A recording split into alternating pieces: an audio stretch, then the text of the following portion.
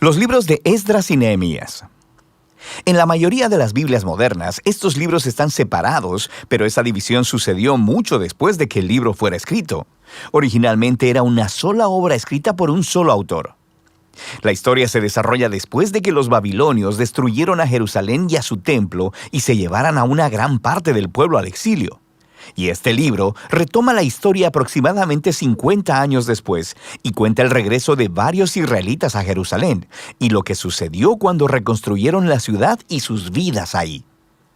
El libro se enfoca específicamente en 3 líderes claves quienes dirigen los esfuerzos de reconstrucción. Tenemos a Zorobabel, Esdras y luego Nehemías, y el diseño del libro se enfoca en los esfuerzos de cada líder. Zorobabel dirige a un gran grupo de personas de vuelta a Jerusalén para reconstruir el templo.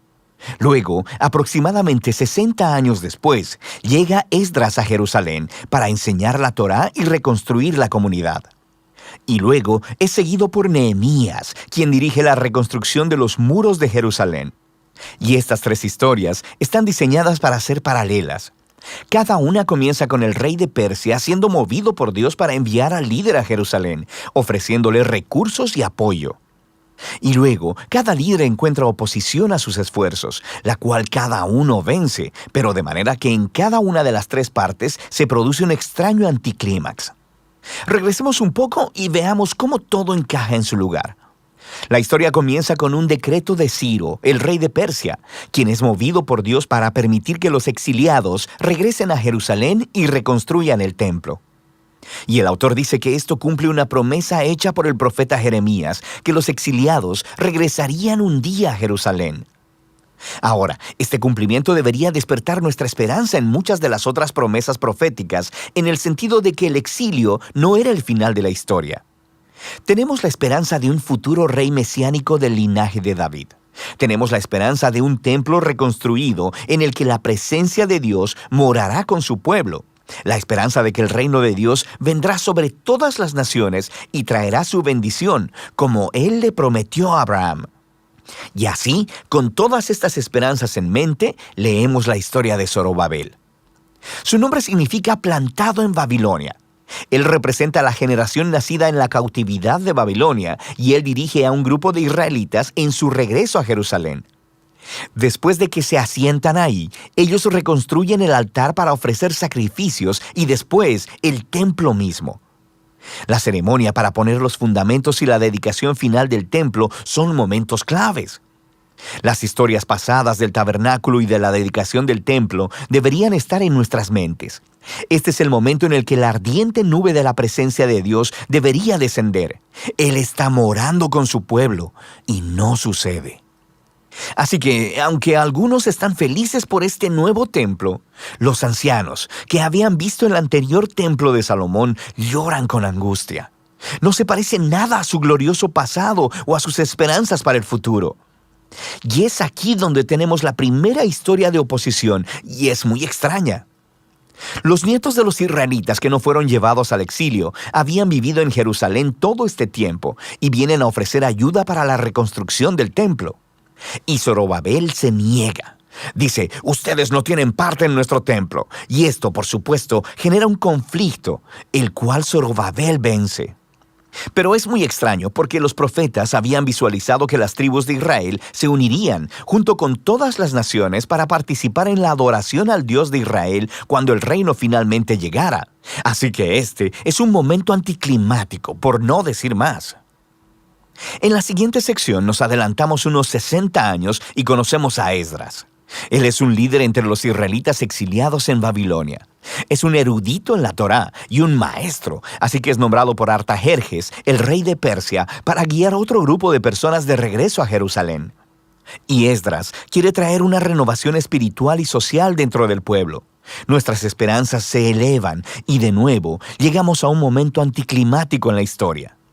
Esdras descubre que muchos de los israelitas exiliados que habían regresado se habían casado con personas no exiliadas que permanecieron viviendo en Jerusalén.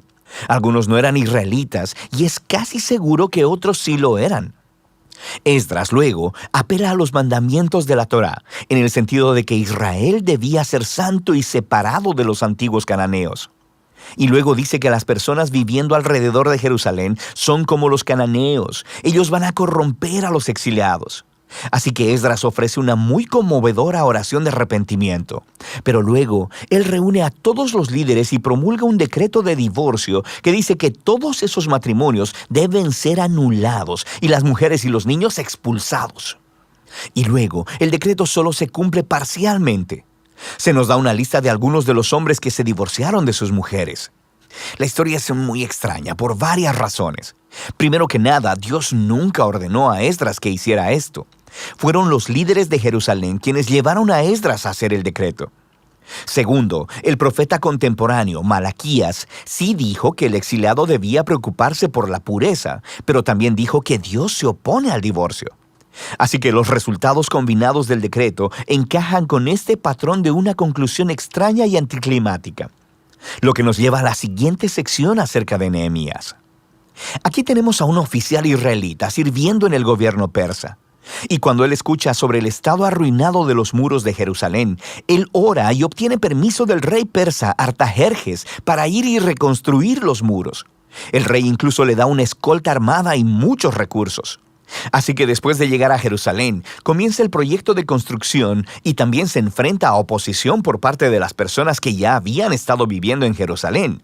Una vez más, nos enfrentamos a una tensión en la historia. El profeta contemporáneo Zacarías dijo que la nueva Jerusalén del reino de Dios sería una ciudad sin muros, que la presencia de Dios la rodearía, que personas de todas las naciones vendrían y se unirían al pueblo del pacto. Pero Nehemías parece operar con una visión contraria. Él les informa a las personas que rodean a Jerusalén que no tienen parte en Jerusalén, y esto, por supuesto, los mueve a hostilidad. Así que, aunque Nehemías cumple su visión para la ciudad con integridad y valor, ellos tienen que construir la ciudad con guardias armados protegiéndolos. Y nos preguntamos, ¿podría todo este conflicto haber sido manejado de otra manera? Y todo esto nos lleva a la conclusión del libro en dos movimientos, primero positivo y luego negativo. Esdras y Nehemías combinan sus esfuerzos para traer una renovación espiritual entre el pueblo. Ellos reúnen a todos los exiliados para un festival y enseñan y leen la Torá a todo el pueblo durante 7 días. Y luego celebran la antigua fiesta de los tabernáculos para recordar la fidelidad de Dios en el Éxodo y los viajes en el desierto. Y confiesan sus pecados y se comprometen a renovar el pacto y a seguir todos los mandamientos de la Torá. Y terminan con una gran celebración sobre el templo y los muros de Jerusalén. Y pensaríamos que este es el momento decisivo, pero no lo es. El libro termina en una nota completamente deprimente. Nehemías da un paseo por la ciudad y descubre que el pueblo no ha estado cumpliendo sus votos del pacto. La obra de Zorobabel está deshecha, ya que él se encuentra con el templo en descuido y siendo administrado por un conjunto de gente que no está calificada. Luego descubre que el trabajo de Esdras ha sido comprometido. Encuentra a todos violando la Torá, a personas trabajando en el día de reposo. E incluso su propio trabajo en los muros está en juego porque las personas están poniendo mercados alrededor de los muros de Jerusalén y trabajando en el día de reposo. Y Nehemías desata un alboroto, golpea a las personas, les tira el cabello y les grita: «¡Obedezcan los mandamientos de la Torá!». Y sus últimas palabras son una oración para que Dios lo recuerde y que por lo menos él hizo el intento. Y así termina el libro. Quiero decir, es muy extraño, pero nos hemos preparado para esto, ¿no? Estos momentos anticlimáticos han sido entretejidos intencionalmente en el diseño del libro. Así que nos hace preguntarnos, ¿qué podría contribuir este libro a la narrativa de la Biblia? Bueno, recuerda, el libro empezó elevando nuestra esperanza en las promesas proféticas acerca del Mesías, el templo y el reino de Dios. Y luego no sucede nada de eso. Así que aunque Israel está de vuelta en la tierra, no parece que su estado espiritual anterior al exilio haya cambiado. Y aunque Esdras y Nehemías hacen lo mejor que pueden, sus reformas políticas y sociales entre el pueblo no abordan los problemas centrales de los corazones. Así que el libro está apuntado a la misma necesidad que resaltaron los profetas Jeremías y Ezequiel. Lo que el pueblo de Dios necesita es una transformación integral de sus corazones para que puedan amar y obedecer a su Dios. Y sí, el libro termina con una decepción, pero te obliga a seguir leyendo los libros proféticos y de sabiduría, para descubrir qué es lo que Dios hará para cumplir sus grandes promesas de pacto. Pero por ahora, de eso tratan los libros de Esdras y Nehemías.